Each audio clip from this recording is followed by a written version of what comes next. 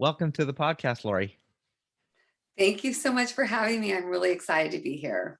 Yeah, I'm looking forward to learning more about your counseling practice out there in Hood River. Yes. Yeah, Yep. and but before we dive into your work with clients, could you share with listeners a little bit about your background? Sure, sure. So I was thinking, we always think about where we come from, right? And my background is I'm actually originally from the San Francisco Bay Area, and I'm the youngest of five children. So I have three older brothers and an older sister. And I always think that's kind of fun because I grew up in kind of this big rambunctious family. And when there's five children and then they marry and have children, I mean, we're just this huge this huge party everywhere we go. And so I was in the Bay Area until I was in my mid 30s. And I got, let's see, I'm kind of floating back here. Let's see, I got married when I was 19. So that's kind of unusual. A lot of people, that's pretty young these days. And then we were married. We were together for 32 years. And that ended in divorce about 6 years ago, sadly. But that's sometimes those things happen. And from that, though, I have three beautiful adult children. My youngest graduated in 2020. So that was really interesting, right? Wow. Just watching kind of how that went in his, senior year, kind of losing out on all that fun stuff. But Mm. he's, such a, I tell him I think he's one of the most well-adjusted people that I know, and so he did great. And I started out my career in banking actually, and I spent in my 20s doing commercial and construction lending and worked on multi-million-dollar projects and hotels and shopping centers and I did all those things while I went to school at night for 8 years to get my bachelor's degree. So that's what paid for my way. And I think I Wow. must have a ton of energy because I would leave to go to work like at 7 in the morning, and some nights I wouldn't get home till 11 at night. But I guess that's what our 20s are for, like just tons of energy. Yeah. And then I left banking. I did very, very well in banking, and I actually really liked it. And I was kind of in this junior executive role for such a young person. It's kind of strange to me. But anyway, then I started having kids, and I realized, oh, I really want to be with my kids. And so that's when I left banking so that I could have more time with them, and then started doing some entrepreneurial, type of activities. And when I graduated after doing my undergrad for 8 years, I was kind of tired of school. And Mm. so although initially I'd planned on getting a master's, I decided a couple things. Was one, I was tired of school. I wanted a break Hmm. and I wanted to have kids. And then I also just felt that I wasn't really in a position. I was still trying to figure out my own life. I wasn't in a position to try to help other people figure out their life in my mid 20s. Right. So anyway, so that's kind of how I ended up being an entrepreneur for so long. And then I went into some publishing and I mean, I've done a lot of different things. I'm one of these very creative people, and I have a lot of interests. And so anyway, so now I'm in Hood River, and then I have a fiance, and life is just kind of circled around into a really great spot right now. Yeah. So uh, you were working full time, going to college, becoming a mom, uh, and then became an entrepreneur. Uh, a lot of listeners listening in are uh, entrepreneurs or figuring out like what they want to do. Yeah. Um, w- uh, did you have some uh, uh, common strengths or personality traits that work in those different environments or jobs? Let's see. I know I have to think about, like, right, what is the common thread? And I think that probably a common thread is that I have a true passion and love of learning. And if I don't know how to do something, I will figure it out. And so, going through banking and then college and kids and all that, I don't know. I just get these ideas and I think that would be fun. And then off I go, and Mhm. and I'll figure it out, or I'll go find people who are professionals who know certain things that will help me figure that out. Yeah. So I think Do it's that willingness, just that willingness to try, and not be too afraid of failure. I'm mm, not afraid of failure. I guess that would be another piece, is that I know I'm going to fail. Everybody fails. I have a whole bunch of that in my life. And, mm, we all fail on things, but I'd rather try and fail than not try at all. mhm. Yeah. The th- that not being afraid of failure and willingness to try that, like, that's so huge for business owners, for entrepreneurs. Yeah.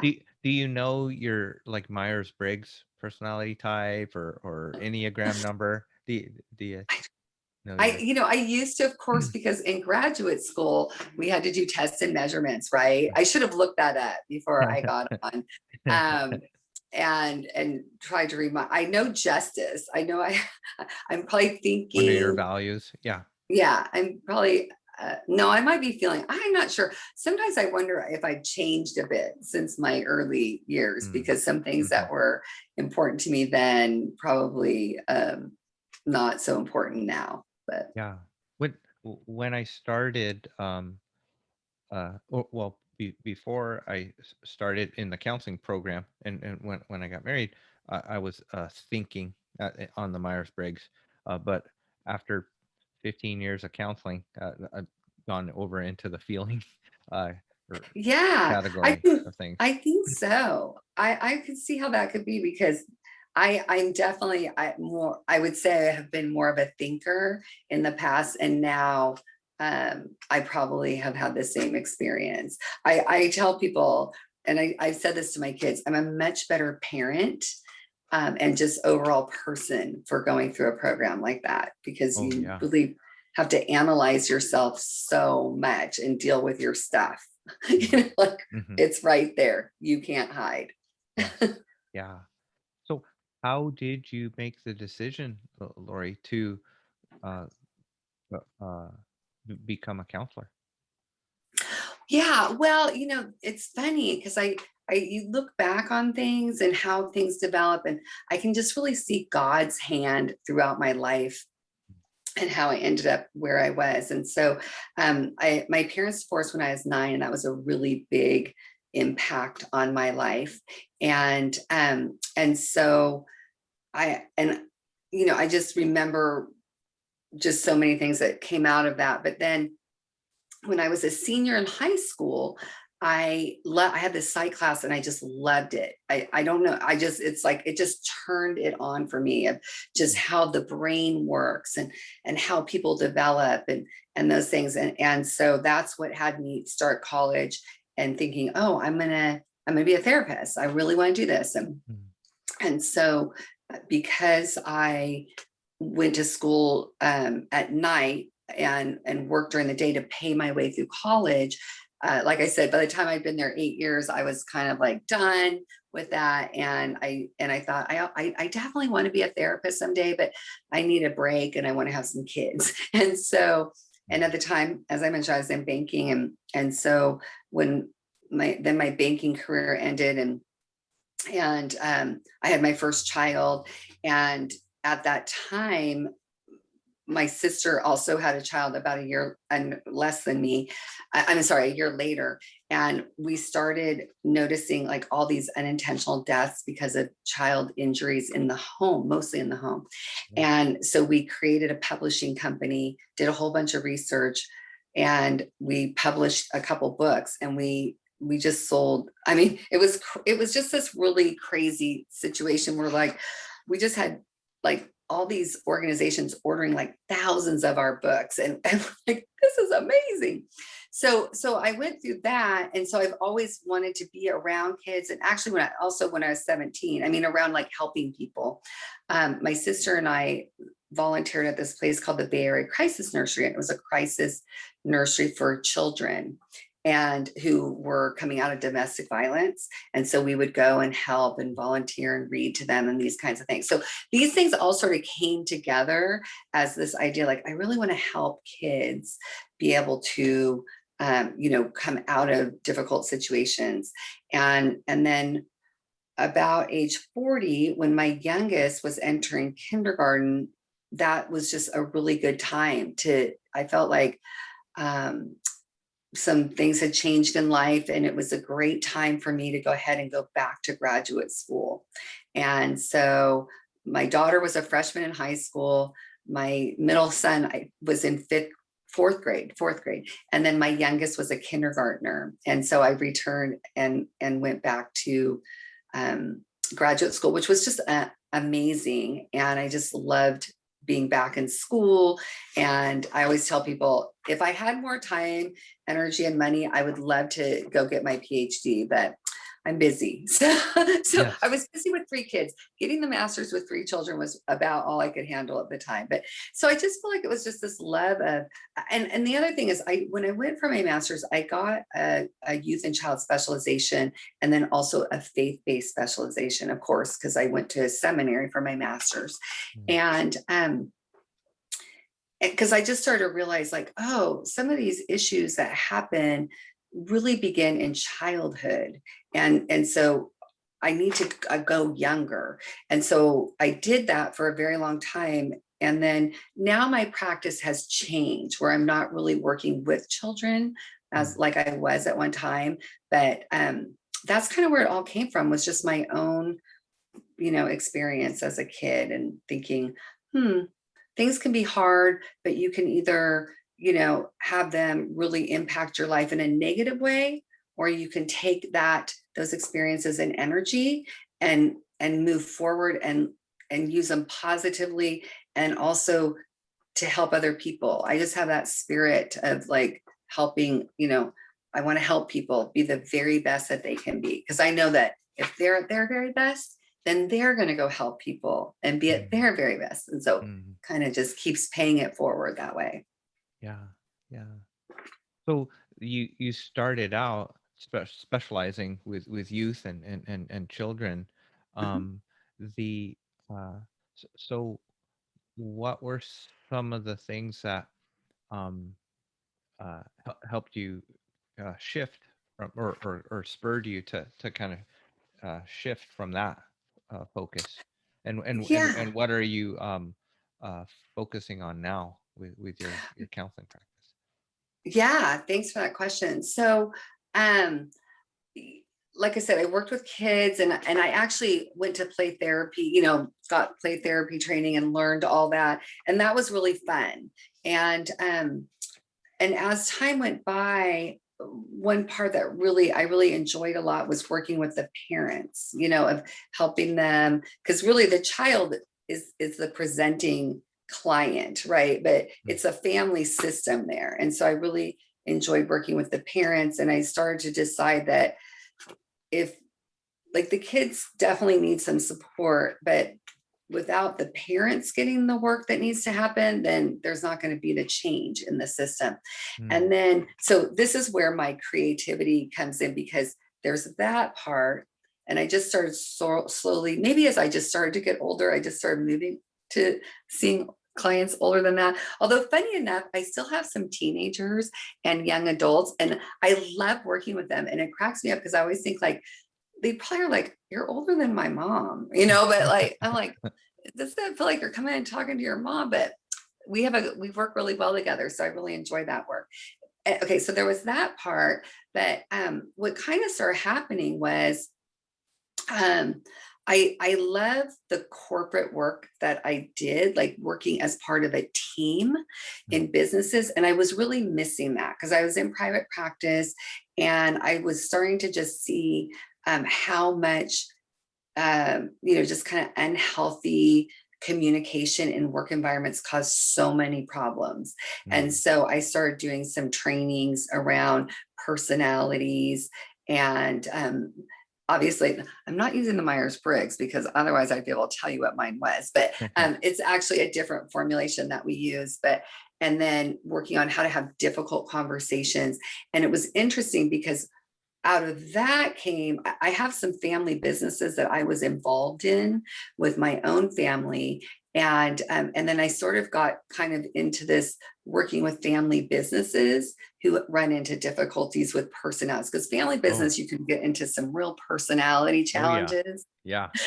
And it's a little bit like, I don't know how somebody who isn't a therapist, I'm not saying that somebody that isn't a therapist can't work with family businesses, but doing this consulting work, being a therapist has been immensely helpful because Mm, I'm able to go a little bit deeper in the understanding of the dynamics mm, of the personalities, and then having some hard conversations to move things forward. So that just kind of developed over the years. And mm, then most recently, as I mentioned, that I got divorced about 6 years ago. And that was a very difficult mm, situation. And I just, something I just never thought I would experience in my life. mm, And I think that a lot of I mean, nowadays, because the divorce rates are so high, that people just see that as like, oh, you're divorced, it's not a big deal. But what I found is that for me, it is a traumatic experience, and yeah. it's very isolating, and everybody's journey is very different. And it feels kind of like you're alone. Mm, So I found that I started, for whatever reason, God started sending people to me, or I don't know, but I started getting a lot of people going through divorce. mm, And especially if you're a Christian going through divorce, that can be especially hard because you have some spiritual pieces that you're trying to work through. And so I just started to find that um, I I think I went through my divorce in a really healthy way. And it was hard, but I came out at the other side in a really good place. And so I enjoy helping other people be able to do that. And so that's kind of some of the work that I'm doing. And then strangely enough, I also do couples, and I do couples and marriage therapy. So like, first of all, I'd like to help you stay together, but if it's not going to work, then I can do this work as well. And that's been really, really that's been very rewarding. It's hard, you're sitting with a lot of pain for people, but yeah. it is definitely, I just don't want to see people get stuck in that, because they feel like failure and discouragement, and you don't have to stay there. So Yeah. Um, when you're you mentioned Christian clients have mhm, some maybe additional uh, uh, challenges with divorce. mhm, Can you say a little bit more for listeners that are um, maybe experiencing the pain of separation mhm. or divorce, um, and maybe they're feeling stuck or unsure of like how to proceed. I know every situation is different, but what what are some of the things that you've learned with working with Christian uh, uh, individuals or couples that are going through divorce, or even Yeah. like you said, you went through it in a healthy way. Yeah. Um, well, I think that because marriage is a covenant with God, right? It's not just it's between you and your mate. But it's also this commitment before God. And so even though I do work with non-Christian people as well, but when you add that component, it tends to keep people in difficult relationships, and often toxic relationships, because Mhm. they feel like I made this commitment before God. And if I leave, even though this is really, really unhealthy and damaging, I'm breaking my commitment that I made to God.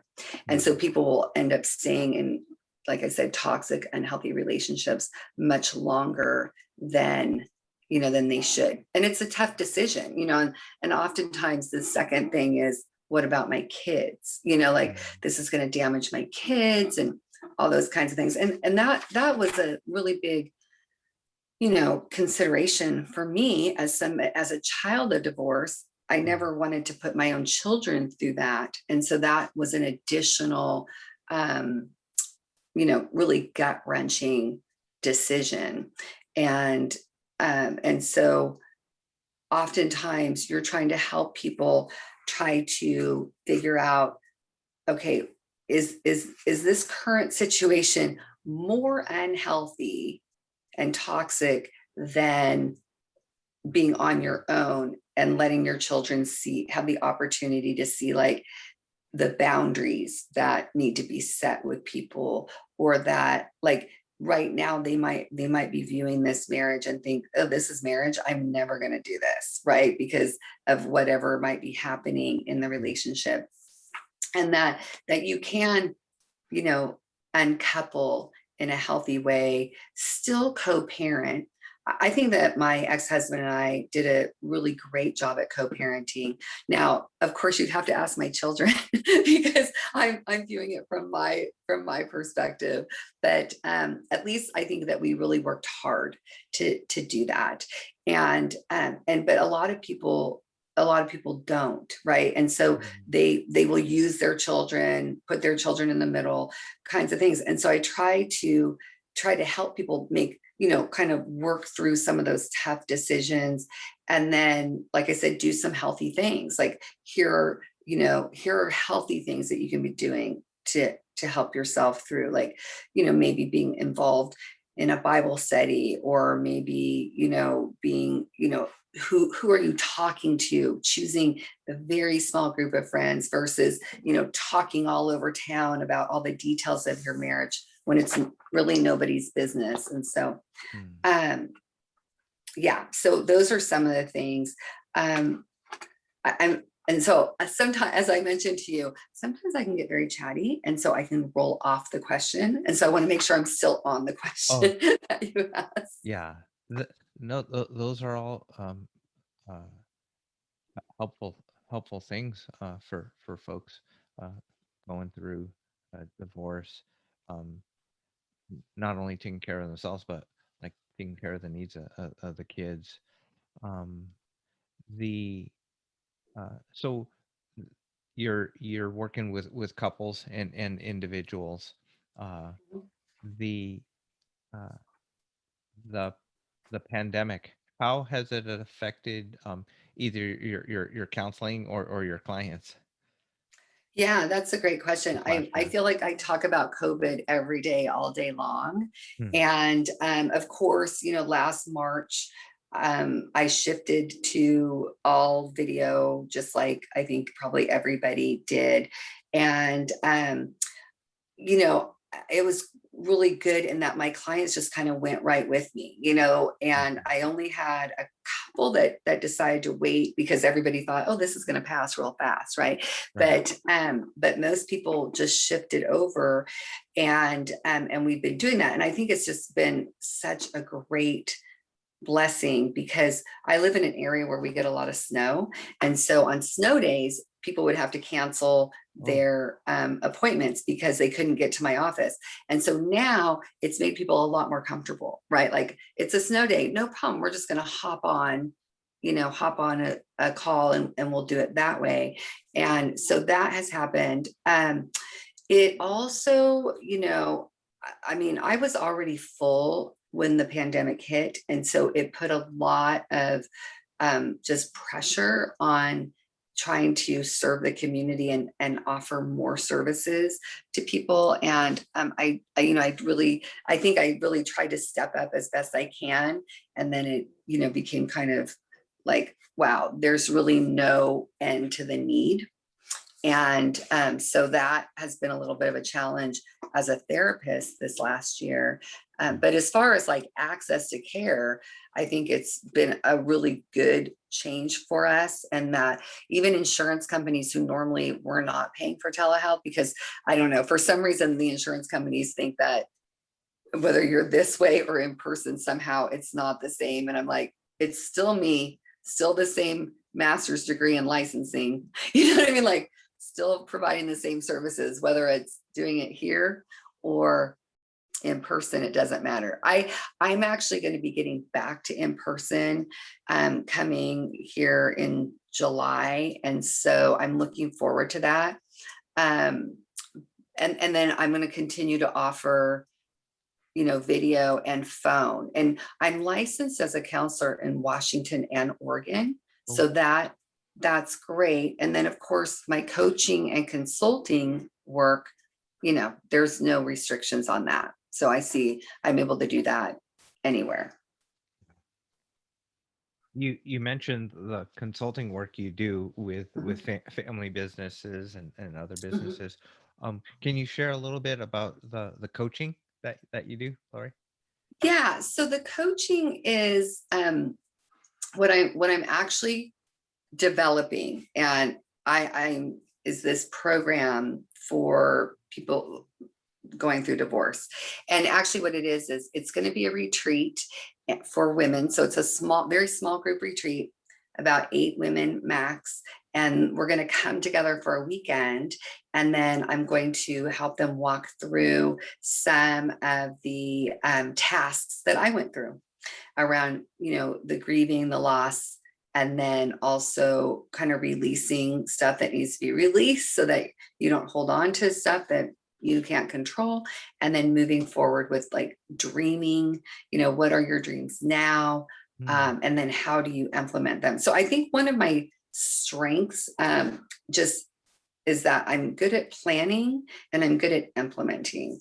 And so I think because I've done all these different aspects of my career, that I'm kind of like, well, what do you want to do? Okay, that's what you want to do. This is where the coaching part comes in. Like, okay, how are we going to get there? And how are you going to get there? And what are the steps you need to take? So I'm very good at helping people decipher those things. And I don't, put limitations around different things. I mean, I learned so much. Like I mentioned, I published this book, and from publishing that book, I ended up being a national child safety expert, where people would from all over the country, as well as sometimes internationally, contact me and my sister and ask us questions. We'd go on radio programs, we go on television programs, we were in newspapers. I mean, when there were lots of newspapers. So people have to think back, this is way pre, like in the 90s, Hmm. before the internet was just Yes. everywhere, right? Hmm. And so I would never have dreamed that from just coming up with this. We were literally sitting around my pool and we're talking about, something around child safety. And then, we develop this thing and build it out and have this awesome success with it. So I love doing those kinds of things with people, of helping them figure out where they're stuck and helping them move forward in that. Yeah. That's awesome. You just sitting around, and then there was a need, and then you just like, we're not only we're gonna write a book, but like we're gonna publish it ourselves. I And know. so you did that before like Kindle self-publishing, where anybody can like upload a PDF and do an ebook. You like had to like print these books for yourself, and or get a Yes. printer and ship them out, and oh my goodness, that's Yeah. No, it was all that. We had to yeah. hire a graphic artist. We had to get the ISBN stuff. We had to create a company. We had to trademark it, all that stuff. We had to print real books. We shipped Yes. them ourselves from my garage. Yes. Like, Yeah. there was no print on demand, like, and somebody else shipped it. It was boxes and boxes of thousands of books showing up and us repackaging it and sending them out. So Yeah. Wow. yeah. The it it's no wonder that you are confident that you if you have the idea, you have to figure out a way to make it work, because like just early on you did it. It was a Yeah. lot of sounds like a lot of hard work.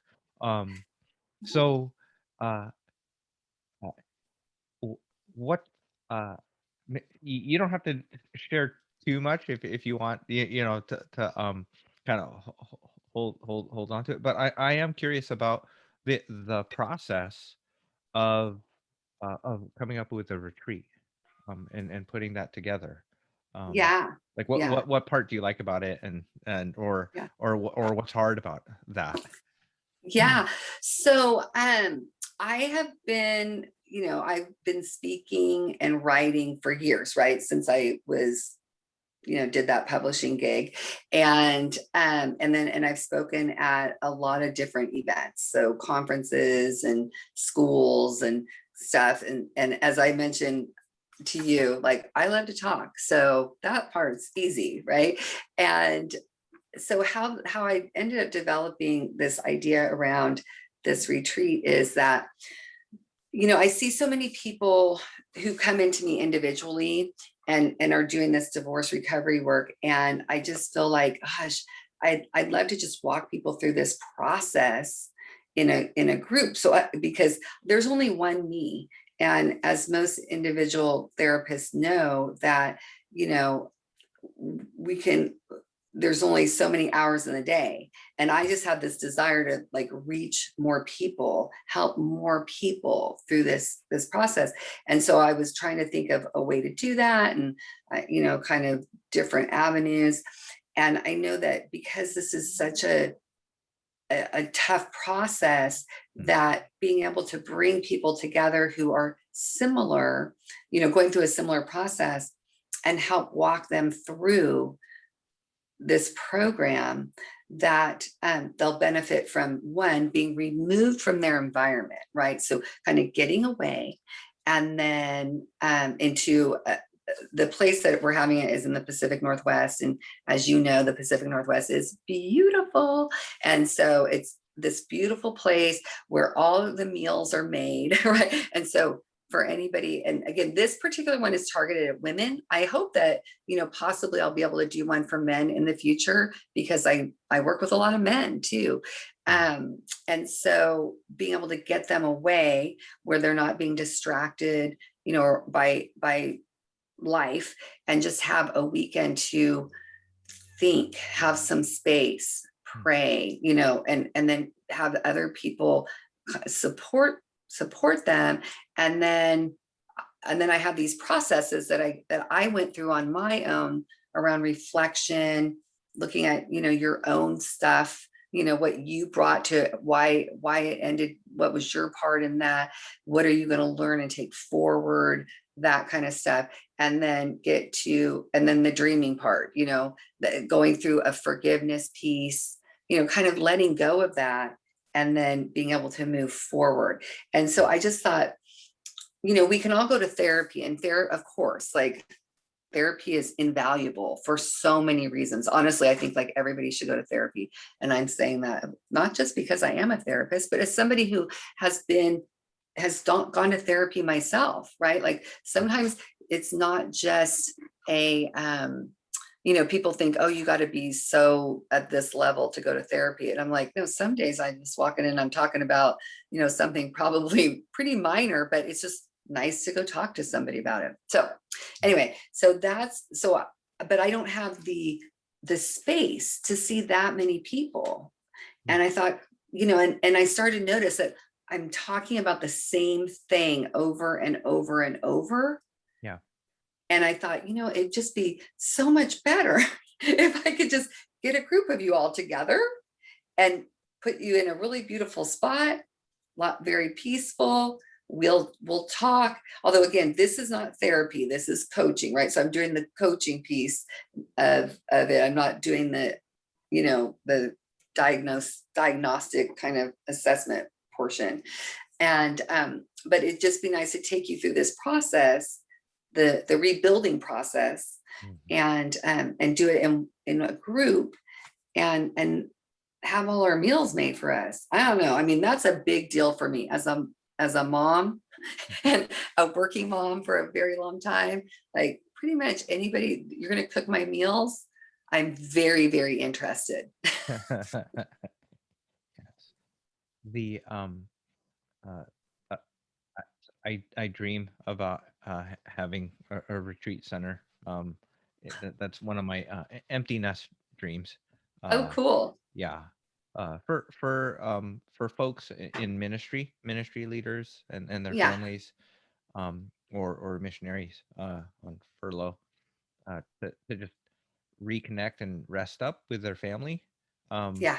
and if they need some help to work on stuff, um, be available for that. Mhm. Uh, but we'll see.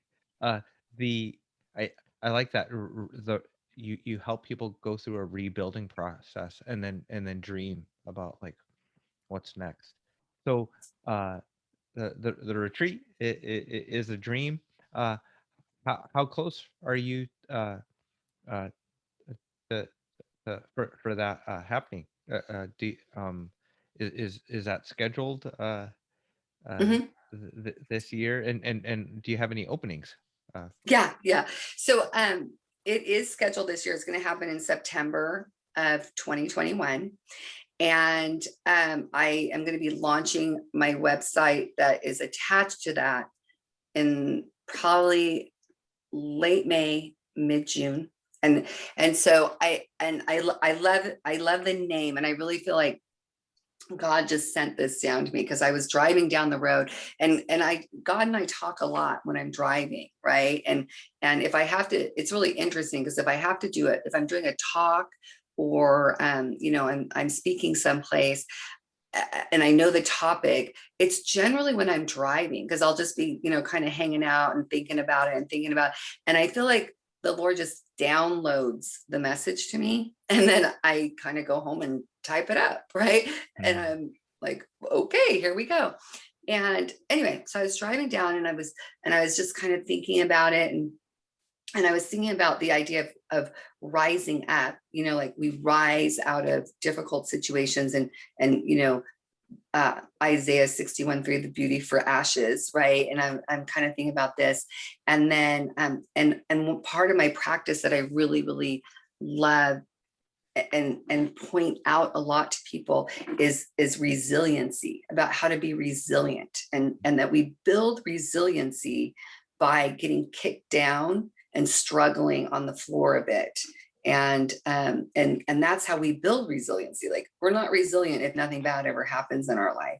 So we have to have some stuff happen, and how do you take that and create beauty for ashes from it? And so I was driving along, and I just had this, it was like, and so it's called RISEilient. So it's actually a combination of the words, right? So rise, RISE, and then the second part of resilient, which is ILIENT. So that's the name of the business. And then that will be the website name that is being developed. So it's RISEilient.com. Mm. And yeah, so that's how that came to be about. Mm. That's exciting, and I love that, the rising up and being Yeah. resilient. The yeah, whether it's healing and rebuilding from divorce or uh, just other experiences of life, like we so many people are are hurting and and Mhm. uh need a process, and a Mhm. plan, and people or someone to go through that with them. Yeah. So I'm excited uh, Yeah. that you're going to be able to expand beyond the one-on-one work Yeah. that you're doing. Yeah. I'm Um, very excited about it too, because I actually foresee it mhm, being something that I'm going to develop into different topics. mhm. So Yeah. this is the first one is the divorce topic, but Mhm. I have other ideas that, because I'm a creative person, so I've always got a whole bunch of ideas, not enough time in the day to do them. So Yes. Yes. The uh, I, I can tell you have fun developing uh, mhm, and creating those things. Uh, a little bit of a shift, but kind of going back to your speaking. You've done lots of speaking. Um, do you have any advice for counselors or even folks that don't do counseling, folks that are creative and have a message uh, or something on their heart? and in their story that they want to share. Do you have any advice for folks that want to develop as speakers, Mhm. to do more Mhm. speaking? Yeah, that's a great question. So, I think that it starts with having a passion about a topic, right? And you have your passion, and you this so it's interesting because this is how I work, and I don't know if everybody works like this, but I tend to throw myself into the deep end of the pool and then figure out how to swim out of it. And so if you're passionate about something, sometimes the best thing you can do is find out where people want to hear about that topic and then offer to talk about it. And then, but see, a lot of times what happens is people think, well, I have to get this all set up and my speech exactly how I want it to be, and I have to practice these things, and then I'll go find what people want to hear. But a lot of times it doesn't seem to work like that, and you just have to be willing. Well, I think you have to be willing to make mistakes and Mm, look foolish sometimes. I remember one time I was speaking at this parenting this parenting um, training that we were doing, and it was half of the attendees were Spanish speaking and half were English speaking. And I know just enough Spanish to get myself in trouble. And so I went up and I thought, I'm going to introduce myself in English and Spanish, and that will help everybody feel very welcome. And so I went up and I said, I introduced myself and I said, welcome. And my name is Lori. And then I finished, and then I went down, and then the Spanish speaking presenter came up and she introduced herself and said, welcome. My name is her name. And I thought, wait a minute, she just said something different than what I said. I didn't say what she said. mm. And afterwards I went up to her and I'm, hey, what did I say? Because I was trying to say my name is Lori. She said, you said, I love you. And I said, oh, so basically I thought, okay, well, at least I said something nice. So basically I Yeah. said, welcome, I love you, Lori. That, And then I went on. you were wanting to make them feel welcome and connected, so you did it. I told them, I said, I love you. And so, that's the thing. You have to just be willing to be okay if you make mistakes, because if you're going to put yourself out there, you're Mm, going to make mistakes, and that's okay. And I think that's what gets people stopped and stuck is they feel they don't want to try it unless they're going to be able to execute it perfectly. mm, And a lot of times you're just not going to be able to do that. And so a lot of really good messages don't ever get sent, or people don't ever go after their dreams and right. things because they don't want to fail. And I think, okay, I've had several failures, and if you look at great inventors, they have bazillion. It seems like failure, maybe not a bazillion unless you add them all together, but they have plenty. And that's Mm, the only way that we get to where we want to be, is by yeah. willing to try and willing to fail. Yeah. You, uh, I'm so glad th- to have you on today, because I'm still learning that, Lori, and you do it, and you've done it. Um, my question for you is: do the failures feel less painful Mm. eventually? Get used to it. Do they ever feel less painful? I think that, yeah, I'm going to say yes. There's big failures, right? Mm, Or things that have occurred. And then there's little ones, and the little ones, they're just like, whatever. And I love to, even I say this to my clients all the time. Hey, look at it like this. Is this, whatever this is, going to matter in 10 days, 10 weeks, 10 months, or 10 years? And if it's not going to matter in 10 years, then let it go. Don't worry about it. But all these other little things, just practicing letting them go. And as we know, as therapists, that can be hard, right? Especially somebody who maybe has rumination issues, or, and so I try to give them tips and tools around how to release those things. But I think that most people look back on their life and the regrets are more painful than the failures. Yeah. The I I just started this podcast a month and a half ago, but have been thinking about it for like 8 or 10 years. Mhm. I even recorded my first episode like 6 years ago, Oh, and nice. never but never like launched it. Uh, Yeah. just just because of the overthinking and all that. Mhm, mhm. So uh yeah, the Well, people are going to be critical. I'm sorry, but I'll just say, like, there's always going to be people who are going to praise you and be critical, right? And I love this quote, and actually, I think I heard it from Brene Brown, but she was quoting Teddy Roosevelt when something that he said, like, if you are not in the ring getting your ass kicked, your opinion does not matter to me. And I adopted that because I thought, right, like, I'm in here putting myself out there. And if I stumble over something, or I say something wrong or whatever, and you want to criticize me, then I don't really care, because you're just sitting in the bleachers, not doing anything. And so, not that everybody's sitting in the bleachers, sometimes they're just on vacation, but you know what I mean? Like, everybody that steps out to try to do something is going to be criticized. And I think you just have to do your best to blow that off, because otherwise you're going to get stuck and not living out the things that you want to do, because you're worried what other people are going to say or think. yeah. Something related to will it matter in 10 months, 10 years? Mhm. Like in terms of regrets.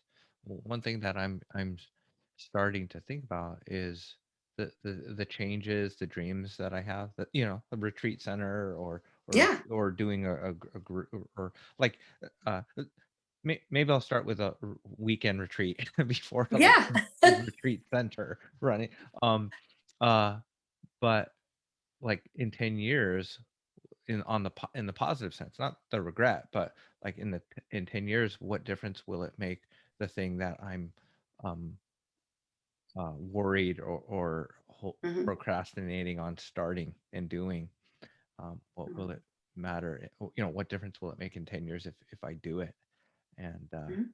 so thank you for being a part of the start of this Yeah. podcast, Lori. Yeah, and I'm Um, super excited to be here. And yeah. I think, like, it does take courage, right? And courage doesn't mean that I'm going to, it's not courageous if you have guaranteed success, right? That doesn't take courage. Courage is, I'm going to do this even though I'm a bit afraid, and I'm still going to do it. And I think about that with even, clients that come in. I think it takes a tremendous amount of courage to show up in a therapist's office and tell all of your stuff, right? And have somebody else, sitting in witness of that. And so that's courage, right? But doing things that you're going to get a guaranteed outcome is not courage. So doing things that you're like, I could get my butt kicked on this one, but I'm going to do it anyway and hope for the best. Mhm. That's courage. The so uh we'll post the information about the retreat in September in the Great. show notes. Um, the h- that you'll have a website for the retreat center, but for folks that want to learn more about you, Lori, or maybe work with you as a um, in the for coaching or counseling, as you Mhm. have availability, how do they get a hold of you? So my website is lorimazenko.com. That's my main website for my counseling. And then my other website, I'm kind of in transition, because that was all under lorimazenko.com. And now I'm transitioning my consulting and my coaching over to the RISEilient.com website. So either way, they can locate me on either one of those. Great. Thank you again, Lori, for being a guest today on the podcast. Yeah, it was great to be here. I really, really appreciate it.